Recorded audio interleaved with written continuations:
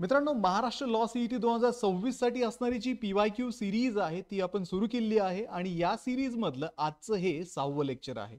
आणि आजच्या या लेक्चर मध्ये आपण लॉजिकल अँड अनालिटिकल रिझनिंग या सेक्शन मध्ये विचारले गेलेले 2025 चे MCQ, त्याचे आन्सर्स आणि आन्सर्सचं डिटेल एक्सप्लेनेशन सुद्धा पाहणार आहोत. तर हॅलो विद्यार्थी मित्रांनो, मी तुमचा एज्युकेटर अरविंद आणि तुमचं स्वागत आहे ग्लोबल ऑनलाईन मध्ये. मित्रांनो, महाराष्ट्र लॉ सीईटी साठी असणारी जी 2026 ची लाईव्ह बॅच आहे ती ग्लोबल ऑनलाईन मध्ये आम्ही सुरू केलेली आहे.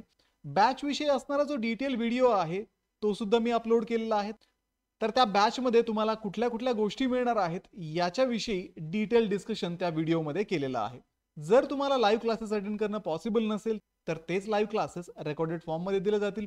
संपूर्ण अभ्यासक्रमाच्या अपडेटेड नोट्स, 50 पेक्षा अधिक मॉक टेस्ट ज्याच्यामध्ये 10 फुल सिलेबस टेस्ट इन्क्लुडेड आहेत आणि 2000 पेक्षा अधिक MCQ सुद्धा तुम्हाला या बॅच मध्ये दिले जाणार आहेत. तर बॅचला जॉईन करण्यासाठी स्क्रीनवरती दिलेल्या नंबरवरती तुम्ही व्हॉट्सअप करा किंवा प्ले स्टोअरवरती जाऊन तिथेही ग्लोबल ऑनलाईन ऍप मध्ये हा कोर्स तुम्ही जॉईन करू शकता.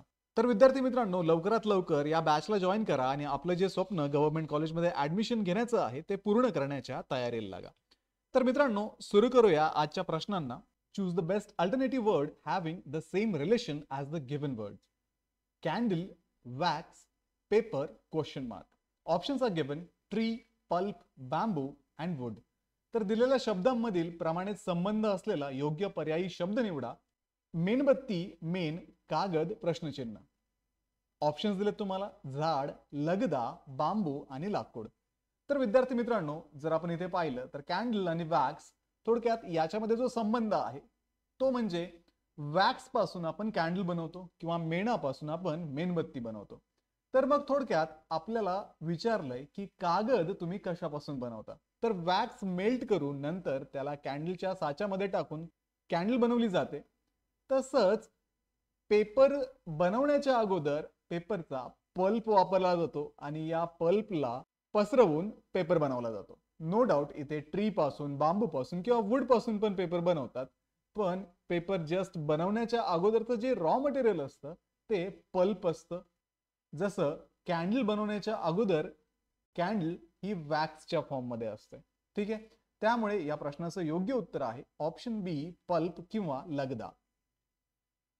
पुढचा प्रश्न पाहूयात. Look at the series 58, 52, 46, 40, 34.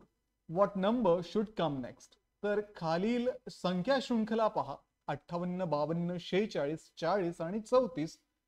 पुढील संख्या कोणती येईल? तुम्हाला इथे ऑप्शन्स दिलेत: 26, 28, 30 आणि 32. तर विद्यार्थी मित्रांनो, आपण जर इथे ही संख्या शृंखला पाहिली, ही जर नंबर सिरीज पाहिली, तर इथे आपल्याला एक कॉमन पॅटर्न शोधावा लागेल. 58 कडनं 52 कडे जाताना, तसंच 52 कडनं 46 कडे जाताना, 46 कडनं 40 कडे आणि 40 कडनं 34 कडे जाताना काय पॅटर्न इथे कॉमन आहे. तर इथे आपण पाहू शकतो की 58 मायनस 6 तुम्ही ज्यावेळेस कराल तर 52 तुम्हाला आन्सर येईल. 52 मायनस 6 कराल त्यावेळेस 46 तुम्हाला आन्सर येईल. 46 मायनस 6 करा, 40 आन्सर येईल आणि 40 मायनस 6 करा, तुम्हाला आन्सर येईल 34. तर विद्यार्थी मित्रांनो, आता तुम्हाला पुढची संख्या शोधायची आहे. तर 34 मधून तुम्ही परत मायनस 6 करा, म्हणजे तुम्हाला आन्सर जे येईल ते 28 येईल, म्हणजेच 28 तुमचं आन्सर असेल. म्हणून या प्रश्नाचं योग्य उत्तर आहे ऑप्शन बी, 28, 28. तर थोडक्यात विद्यार्थी मित्रांनो, ज्यावेळेस तुम्ही संख्या शृंखला किंवा नंबर सिरीज सॉल्व्ह करत असता त्यावेळेस तुम्हाला कॉन्झिक्युटिव्ह नंबर मध्ये कुठला पॅटर्न आहे तो पॅटर्न ओळखायचा असतो आणि तो पॅटर्न ओळखून वेगवेगळे मॅथमॅटिकल ऑपरेशन करून तुम्हाला नेक्स्ट नंबर जो आहे तो गेस करायचा असतो. तर याच्यामध्ये तुम्हाला नंबर सिरीज विचारली जाते, अल्फाबेटिकल सिरीज पण विचारली जाते, अल्फा न्यूमेरिक सिरीज पण विचारली जाते. Select the set in which the number are related in the same way as the numbers in the following set. खालील संचाप्रमाणे संख्यांमध्ये समान संबंध असलेला संच निवडा. तर विद्यार्थी मित्रांनो, 8, 12, 24 मध्ये कुठला संबंध आहे तो आपण पहिले शोधण्याचा प्रयत्न करूयात.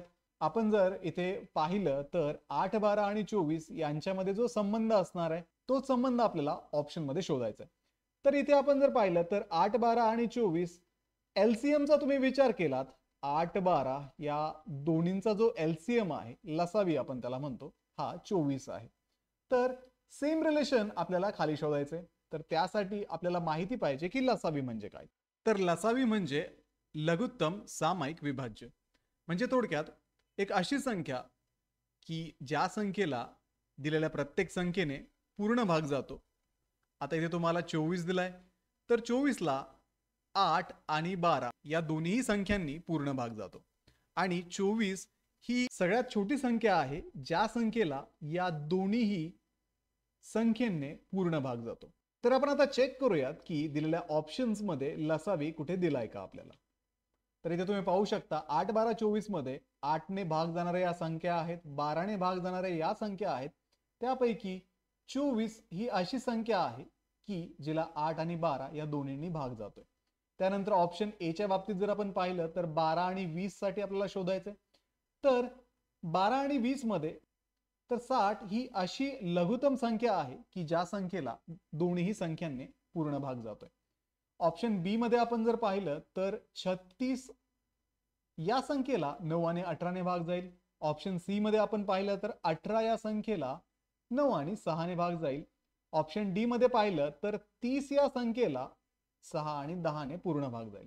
आता विद्यार्थी मित्रांनो, इथे तुम्हाला तिसरा अंक जो आहे तो एलसीएम म्हणजेच लसावी दिलेला आहे आणि तुम्हाला चेक करायचंय की तो ऍक्च्युअल या दोन संख्यांचा लसावी आहे का.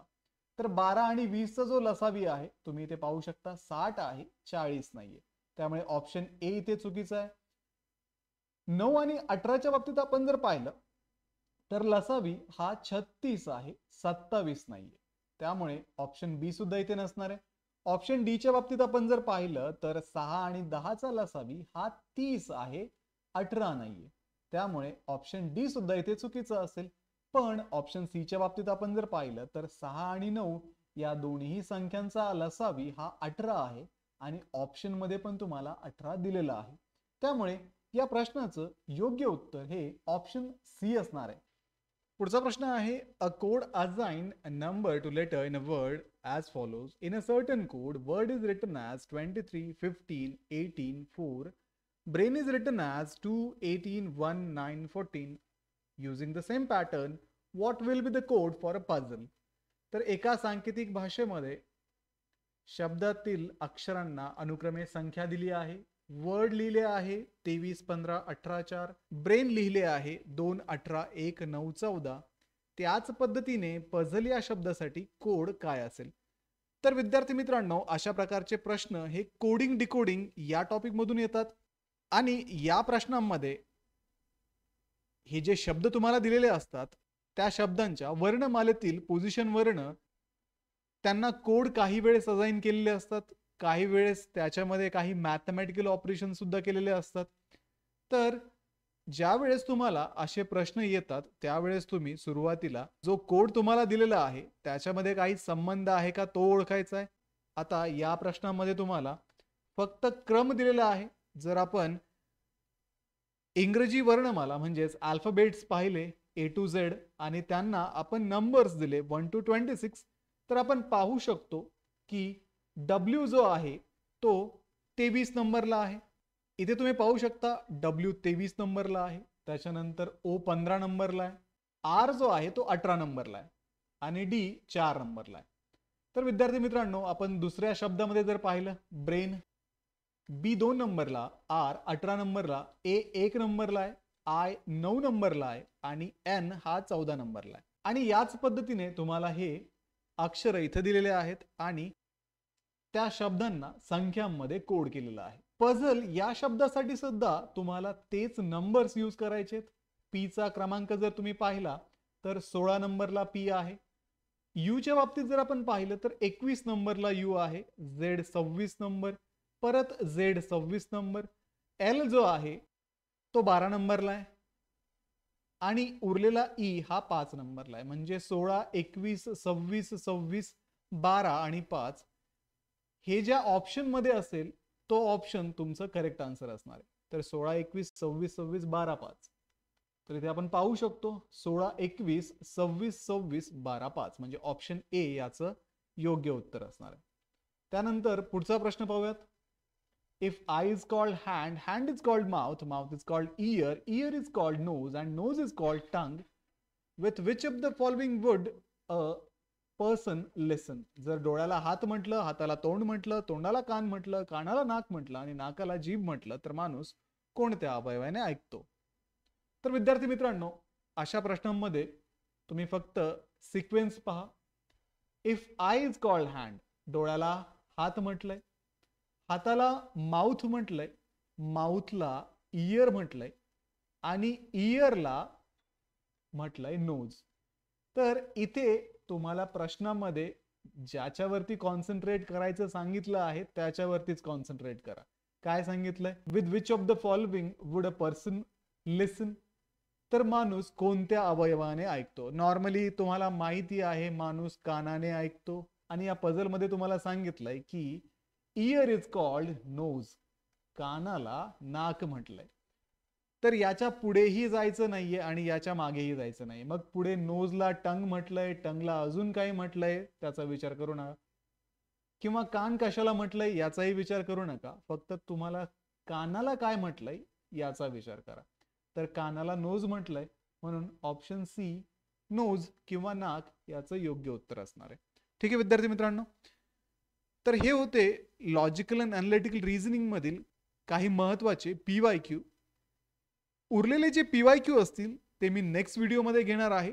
त्यासाठी व्हिडिओला लाईक करा, तुमच्या मित्रांना हा व्हिडिओ शेअर करा, ग्लोबल ऑनलाईनला सबस्क्राईब करा आणि आमची जी बॅच 27 ऑक्टोबर पासून सुरू होत आहे त्या बॅचला जॉईन करण्यासाठी स्क्रीनवर दिलेल्या नंबरवरती व्हॉट्सअप करा किंवा प्ले स्टोअरवरती जाऊन तिथेही ग्लोबल ऑनलाईन ॲपमध्ये तुम्ही ही बॅच जॉईन करू शकता. तर भेटूया पुढच्या व्हिडिओमध्ये. तोपर्यंत एक्झामची प्रॅक्टिस सुरू करा. थँक्यू.